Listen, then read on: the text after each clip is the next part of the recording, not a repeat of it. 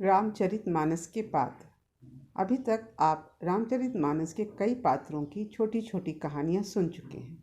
अब अन्य पात्रों की कहानियाँ लघु कथाएँ भाग 4 में मैं लेकर आई हूँ।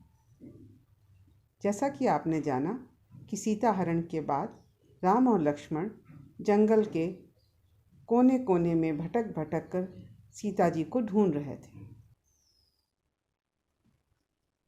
श्री राम और लक्ष्मण सीता को ढूंढते ढूंढते जंगल जंगल भटकते भटकते एक दिन ऋष्यमुख पर्वत के पास पहुँचे, जहाँ पर सुग्रीव अपने मंत्रियों सहित रहता था।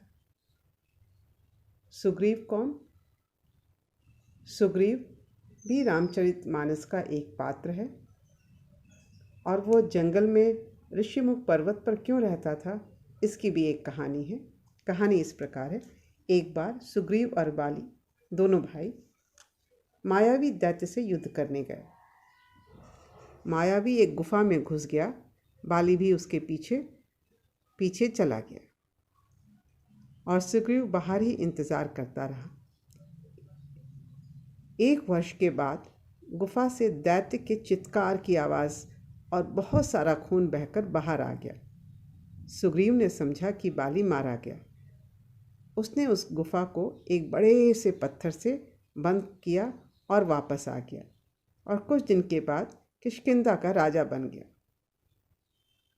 बहुत समय बाद किसी तरह बाली वापस आया तो राज सिंहासन पर सुग्रीव को बैठा देख उसे बहुत क्रोध आया। उसने सुग्रीव को खूब मारा। सुग्रीव अपनी जान बचाने के लिए ऋष्यमुख पर्वत की कंदराओं में जा पहुंचा, जहाँ बाली मतंग ऋषि के श्राप से नहीं जा सकता था, और वहीं पर सुग्रीव की मुलाकात हनुमान जी से भी हुई। अपने मंत्रियों के साथ ऋष्यमुख पर्वत पर बैठे हुए सुग्रीव ने जब धनुष बाण लिए महापराक्रमी 2 वीर पुरुषों को उस तरफ आते देखा तो वो भयभीत हो गया। सुग्रीव ने हनुमान जी को उनकी परीक्षा लेने को भेजा। उसे डर था कि वे दोनों पुरुष बाली के द्वारा भेजे गए न हों। हनुमान जी ब्रह्मचारी का रूप ले वहाँ गए और श्री राम जी से कई प्रश्न किए। प्रश्नों को सुनकर श्री राम जी ने उनकी विद्वता की खूब प्रशंसा की और अपने बारे में भी बताया। सब बातें सुन हनुमान जी अपने असली रूप में आकर अपने साथ श्री राम और लक्ष्मण को सुग्रीव के पास ले गए और सुग्रीव से दोस्ती भी करवाई।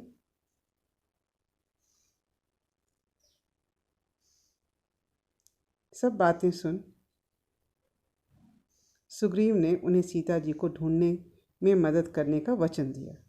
इधर श्री राम ने भी सुग्रीव को उसका खोया राज्य प्राप्त करने में मदद करने का वचन दिया।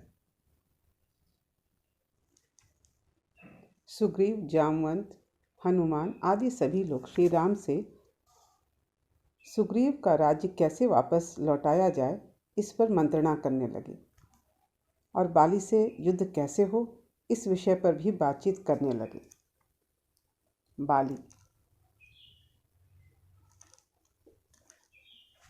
बाली भी रामचरितमानस का एक पात्र है।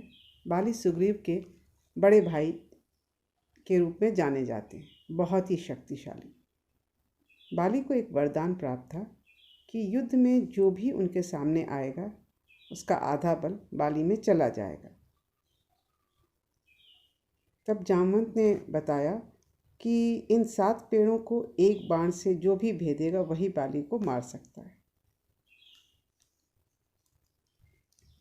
बाली को युद्ध के लिए सुग्रीव ने ललकारा।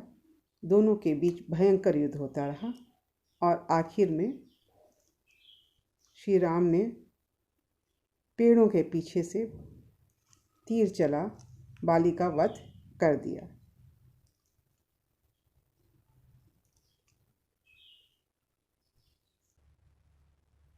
बाली का वध कर श्री राम ने सुग्रीव को उसका खोया राज्य वापस दिला अपना वचन पूरा किया। इधर सुग्रीव ने भी कुछ समय बाद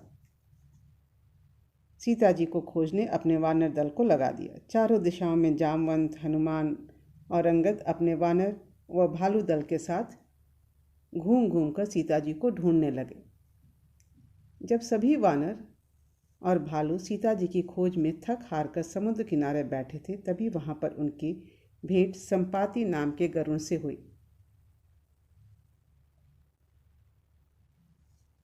संपाति कौन? संपाति जटायु का बड़ा भाई था। संपाति रामचरितमानस का एक ऐसा पात्र है जिसकी वजह से सीता माता की खोज संभव हो सकी।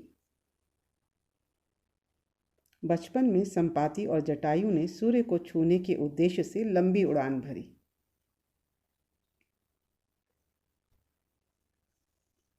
सूर्य की तेज ताप से जब जटायु जलने लग गया, तब संपाति ने उसे अपने पंखों के नीचे ले सुरक्षित किया, परंतु सूर्य के निकट पहुंचने पर सूर्य के ताप से संपाति के पंख जल गए और वह समुद्र तट पर गिरकर बेहोश हो गया। तब से संपाति वहीं समुद्र तट पर पड़ा रहता था।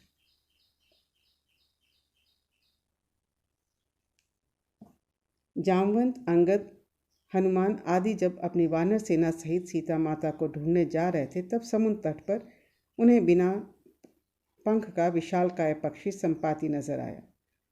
वह उन्हें खाना चाहता था, पर उनकी पूरी बात सुनकर उसने अपनी दूरदृष्टि देखकर बताया कि सीता माता लंका में राक्षसियों के बीच में रखी गई हैं। जो 100 योजन समुद्र लांघ सकेगा और बुद्धि निधान होगा, वही श्री राम जी का कार्य कर सकेगा। अब सब सोच में पड़ गए कि समुद्र पार कैसे पहुंचा जाए। जामवान ने कहा, हे हनुमान, तुम चुप क्यों बैठे हो? तुम पवन के पुत्र हो और बल में पवन के समान हो। तुम बुद्धि, विवेक और विज्ञान के खान हो। ऐसा कोई भी कार्य तुम्हारे लिए कठिन नहीं है। यह सुन हनुमान जी विशालकाय हो गए और समुद्र लांघने को तैयार हो गए। आज की कहानी बस इतनी सी। आगे की कहानी थोड़ी देर के बाद।